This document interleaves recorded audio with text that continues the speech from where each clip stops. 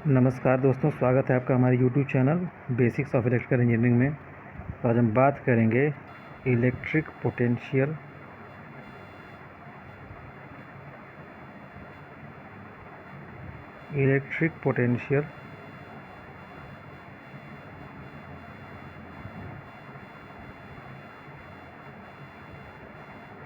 On a point due to a point charge. ठीक है, हम बात करेंगे electric potential on a point due to a point charge. तो इलेक्ट्रिक पोटेंशियल की डेफिनेशन हमने पिछले लेक्चर में देखी थी। इलेक्ट्रिक पोटेंशियल होता क्या है कि ये एक वर्क डन है। It is amount of work done to bring a unit positive charge from infinity to a particular point in electric field. और ये वर्क डन हम कैसे करते हैं? अगेंस्ट द इलेक्ट्रोस्टैटिक फील्ड या इलेक्ट्रिक फील्ड। ये external agent का work होता है। ठीक है, तो आज हमें करना क्या है? सपोज़ हमारे पास ये क्यू चार्ज है, सोर्स चार्ज इसको हम कहते हैं। हमें इससे आर डिस्टेंस पर इस पॉइंट पी पर हमें इलेक्ट्रोस्टैटिक पोटेंशियल निकालना है। तो उसके लिए हम क्या करेंगे? हम इनफाइनाइट डिस्टेंस से इनफाइनाइट पर एक यूनिट पॉजिटिव चार्ज रखते हैं क्यू नॉट। उसको हम लेकर यहाँ तक आएंगे और जितना वर्क डन हमें करना पड़ेगा एक्सटर्नल एजेंट द्वारा उसको कैलकुलेट करेंगे और हम क्यू नॉट से डिवाइड कर देंगे तो हमारा पोटेंशियल पता चल जाएगा। तो उसको डिराइव हम करेंगे। ठीक है,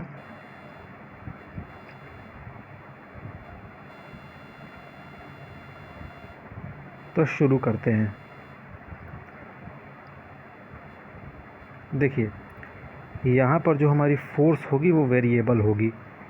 वेरिएबल का मतलब सपोज़ करिए क्यू नॉट यहाँ तक पहुँचा। अभी हम इसको लेकर आना शुरू किए इनफाइनाइट से, वो यहाँ तक पहुँचा, इस पॉइंट तक पहुँचा। सपोज़ करिए कि वो क्यू से एक्स डिस्टेंस अभी दूरी पर है Q not.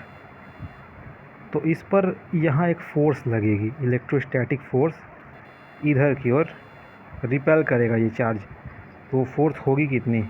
F is equal to के, मानते हैं कि मीडियम फ्री स्पेस है, Q into q naught upon x square, Coulomb's law से एक्स स्क्वायर। ठीक है, अब मान लीजिए कि हमने ये हल्का सा यहाँ पर इसको डिस्प्लेस किया। ठीक है, ये हल्का सा डिस्प्लेस किया। कितना डिस्प्लेस किया? dx डिस्प्लेस किया। तो अब ये यहाँ पर पहुँच गया ये चार्ज क्यू नॉट। तो यहाँ तक पहुँचाने के लिए कुछ हमें वर्क डन करना पड़ेगा एक्सटर्नल एजेंट द्वारा।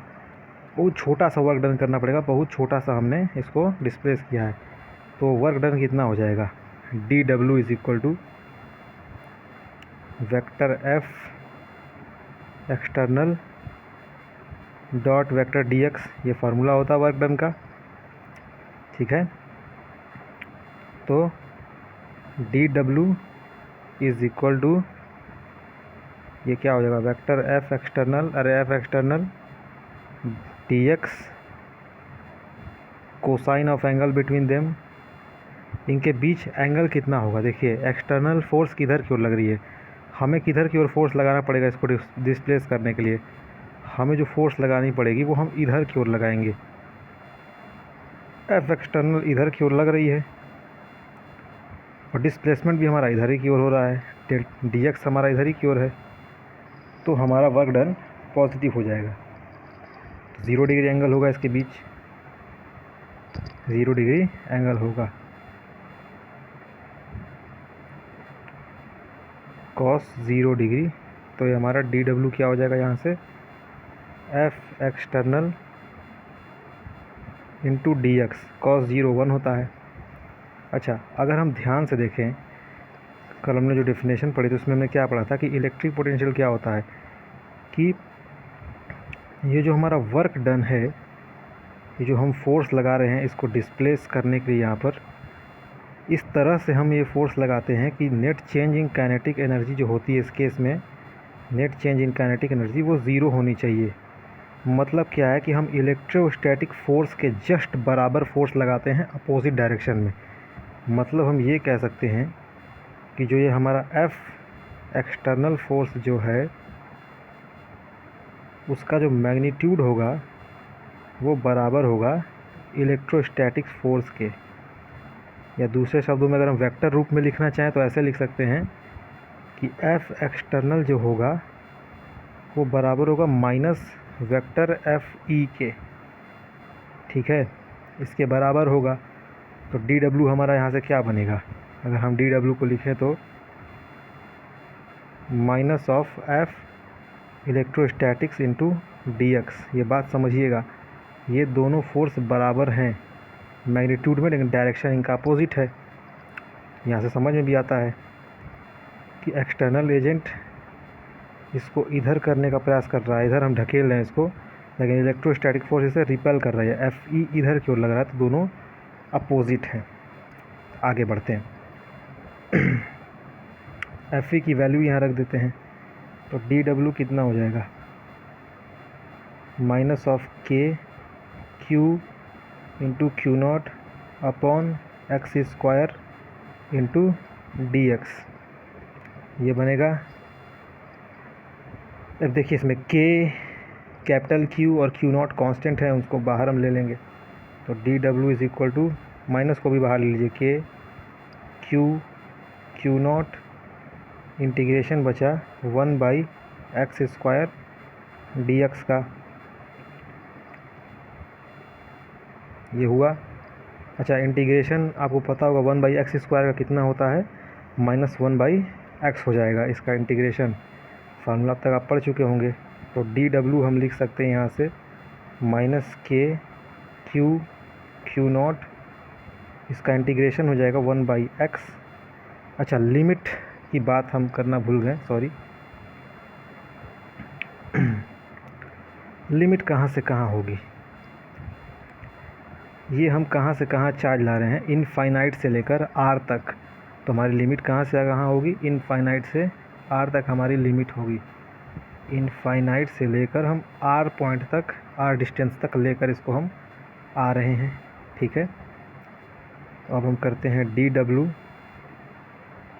सॉरी इधर भी आप इंटीग्रेट कर दीजिए, दोनों तरफ इंटीग्रेट कर दीजिए। डी डब्ल्यू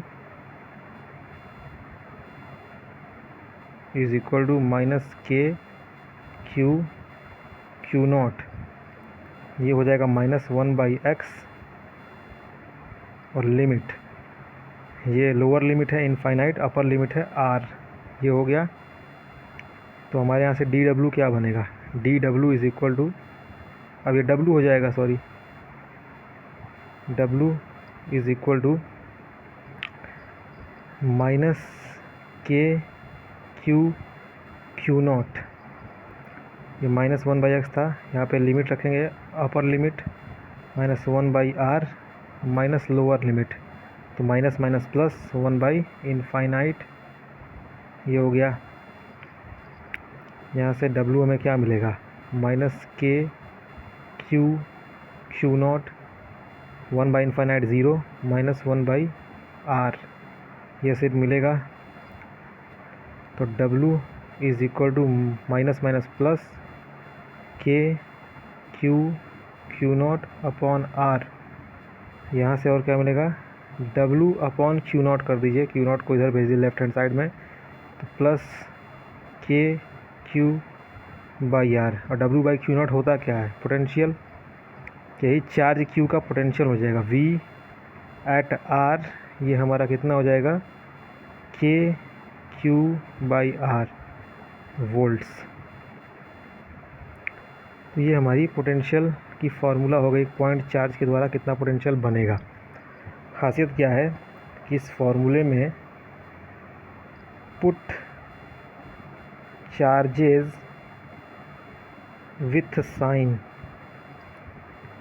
हमें विथ साइन को चार्जेस को रखना है, यानी अगर हमारे पास पॉजिटिव चार्ज है तो पॉजिटिव पोटेंशियल होगा, पॉजिटिव पोटेंशियल। ठीक है, और अगर हमारे पास नेगेटिव चार्ज है तो ये नेगेटिव पोटेंशियल होगा। ये बात कहने का मतलब है पॉजिटिव चार्ज का पोटेंशियल पॉजिटिव और नेगेटिव चार्ज का पोटेंशियल नेगेटिव। यहाँ से आप इसको देख सकते हैं।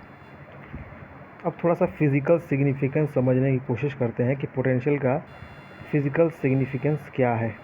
तो देखते हैं, जैसे फॉर एग्ज़ाम्पल ये हमें एक इलेक्ट्रिक फील्ड दी हुई है, ऐसे यूनिफॉर्म इलेक्ट्रिक फील्ड ये हम लेके चल रहे हैं अभी। ये हमें इलेक्ट्रिक फील्ड दी हुई है, यूनिफॉर्म इलेक्ट्रिक फील्ड है। अच्छा, तो हमने कल के लेक्चर में क्या देखा था, पिछले लेक्चर में, कि सपोज़ ये पॉइंट है, ये दूसरा पॉइंट है, ये तीसरा पॉइंट है, ये चौथा, ये पांचवा। तो अब जैसे जैसे हमारी इलेक्ट्रिक फील्ड की हम डायरेक्शन में बढ़ते जाते हैं, जैसे यहाँ बढ़ें, फिर हम यहाँ बढ़ें, फिर हम यहाँ बढ़ें, फिर हम यहाँ बढ़ें, तो हमारा जो पोटेंशियल है वो डिक्रीज़ करता जाता है। पोटेंशियल हमारा डिक्रीज़ करता जाता है। तो इलेक्ट्रिक फील्ड की डायरेक्शन में जब हम जाते हैं तो पोटेंशियल हमारा डिक्रीज़ करता है। ये एक बात। दूसरा, यहाँ पर अगर हमारे पास एक प्लस Q0 चार्ज होता, सपोज़ यहाँ पर हमने रखता, अगर इसको हम इसमें छोड़ते तो ये चलते हुए यहाँ पर आ जाता, ये यहाँ पर आ जाता। पोटेंशियल हाई कहाँ पर है? अगर मैं पूछूं कि यहाँ पर सबसे अधिक पोटेंशियल कहाँ पर है, यहाँ पर, ये जो रीजन है यहाँ पर पोटेंशियल हाई है, और दूर जाएंगे तो पोटेंशियल कम होता जाएगा।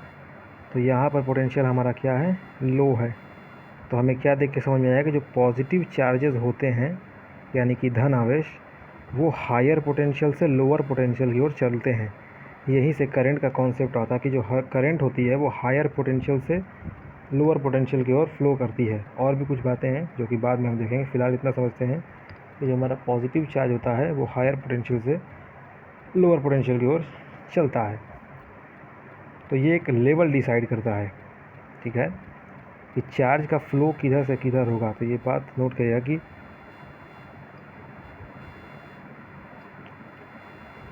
पॉजिटिव चार्ज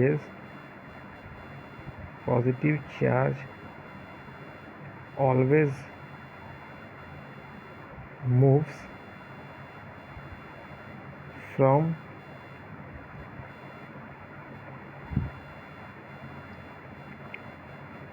higher potential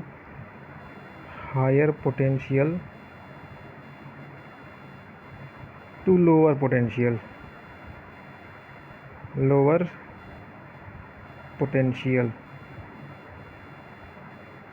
ठीक है।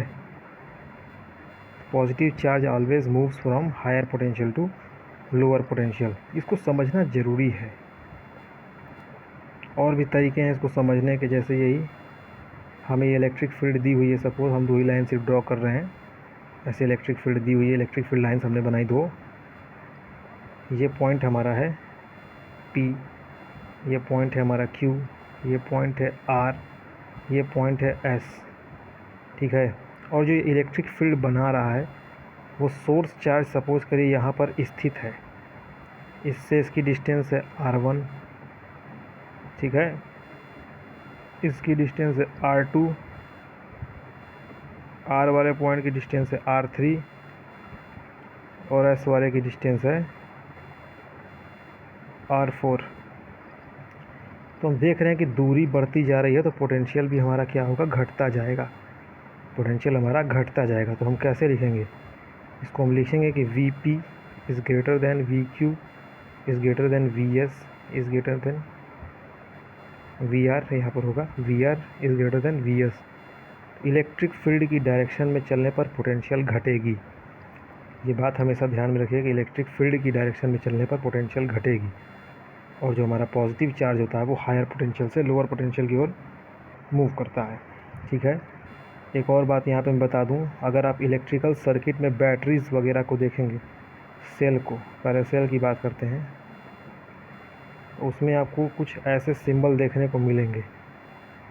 यहाँ पे प्लस बना होगा, यहाँ पे माइनस, ठीक है। तो ये जो प्लस वाला पोर्शन होता है इसे हम कहते हैं हायर पोटेंशियल वाला पॉइंट, हायर पोटेंशियल वाला प्लेट या पॉइंट, हायर पोटेंशियल। जो निगेटिव वाला टर्मिनल होता है उसको कहते हैं लोअर पोटेंशियल। लोअर पोटेंशियल, इसका ये मतलब नहीं होता है कि ये पॉजिटिव है ये निगेटिव है। सपोज़ करिए यहाँ पर हमें एक बैटरी बना कैसे दी, ये प्लस ये माइनस। हो सकता है कि ये जो प्लेट है इस पर वोल्टेज 3 वोल्ट का हो और ये माइनस वाले पर वोल्टेज 2 वोल्ट का हो, तो भी तो ये हायर हुआ या लोअर पोटेंशियल हुआ। तो ये इस बात का मतलब होता है, तो ये सिग्निफिकेंस हुआ। अगले लेक्चर में कुछ और बात करेंगे। Thank you for watching this lecture.